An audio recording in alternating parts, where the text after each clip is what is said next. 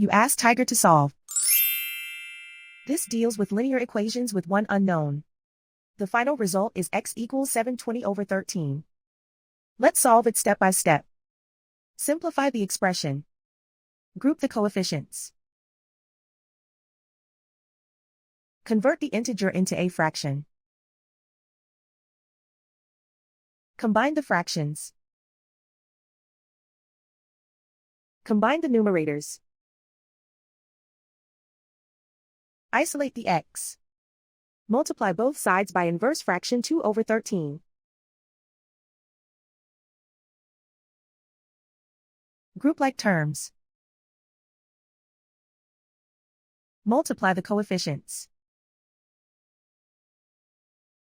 Simplify the fraction. Multiply the fractions. Simplify the arithmetic. And so the final result is x equals 720/13.